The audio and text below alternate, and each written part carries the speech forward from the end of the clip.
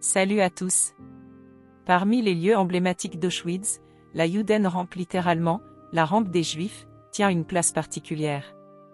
C'est là, sur cette rampe située entre les camps d'Auschwitz I et Auschwitz de Birkenau, que des millions de déportés sont arrivés par train.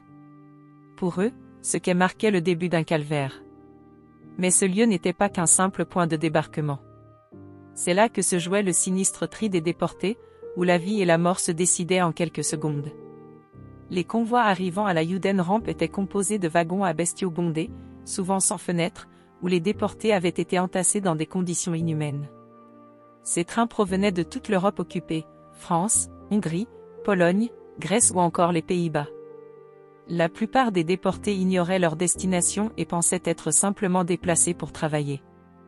Mais en descendant des wagons, ils étaient confrontés à une réalité brutale, des paroles d'officiers SS, des chiens aboyants, et la séparation immédiate des hommes et des femmes.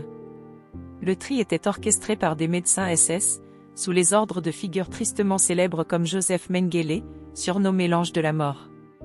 Ces hommes, impeccablement habillés dans leurs uniformes noirs, se tenaient sur la rampe, observant froidement chaque personne qui passait devant eux. Une simple inclinaison de la main, à gauche ou à droite, déterminait leur sort. Le tri s'effectuait en fonction de l'âge, de l'apparence physique et de la capacité supposée à travailler. Les personnes jugées aptes au travail étaient envoyées dans les camps, où elles devenaient de la main-d'œuvre forcée pour l'industrie de guerre allemande.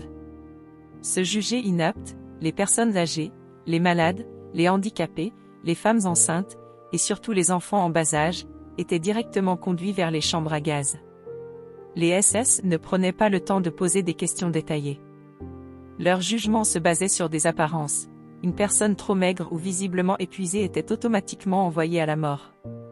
Les femmes enceintes étaient souvent trahies par leur ventre arrondi, tandis que les personnes âgées peinaient à marcher après des jours passés dans des wagons bondés. Pour les enfants, le verdict était presque toujours fatal, car ils ne représentaient aucune valeur économique pour le Reich. Une anecdote concerne une femme hongroise, qui, lors d'un convoi en 1944, tentait désespérément de convaincre Mengele qu'elle pouvait travailler. Elle portait son bébé dans les bras. Mengele, avec un sourire, aurait demandé « Peut-il travailler, lui ?» avant de l'envoyer, avec son enfant, vers la file des condamnés. Parmi les arrivants, environ 75% étaient envoyés directement à la mort. Cela incluait presque systématiquement les femmes enceintes, les enfants de moins de 14 ans, les personnes âgées de plus de 50 ans, et les malades. Les 25% restants étaient conduits vers les camps de travail ou retenus temporairement pour des expériences médicales.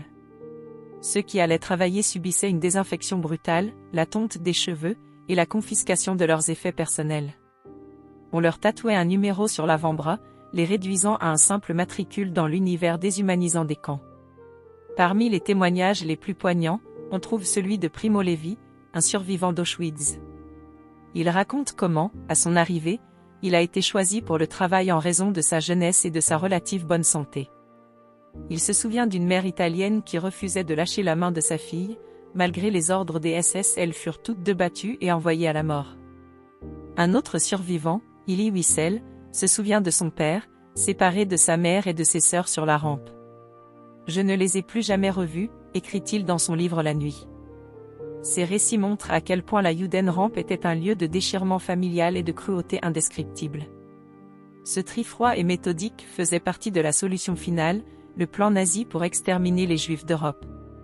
Himmler, le chef des SS, avait conçu Auschwitz comme une machine de mort industrielle. Le tri sur la Judenrampe permettait de maximiser l'efficacité du camp, exploiter la force de travail des personnes robustes tout en éliminant immédiatement ceux considérés comme inutiles. Le rôle de Himmler dans cette organisation était central. C'est lui qui avait supervisé l'extension d'Auschwitz et donné des ordres pour accélérer les exterminations. En 1943, lors d'une visite à Auschwitz, il aurait observé une sélection et aurait noté avec satisfaction l'efficacité du processus.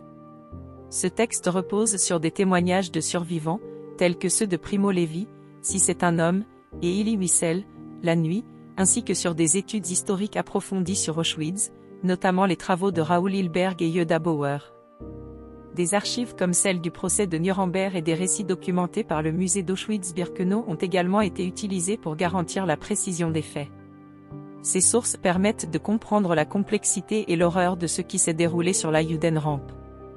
La Judenrampe n'était pas seulement un lieu de tri, c'était un théâtre de l'inhumanité à son paroxysme.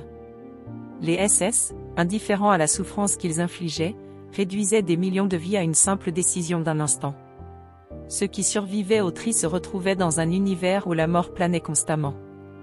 La Judenrampe d'Auschwitz reste donc un symbole de la barbarie humaine, mais aussi un appel à la vigilance pour les générations futures.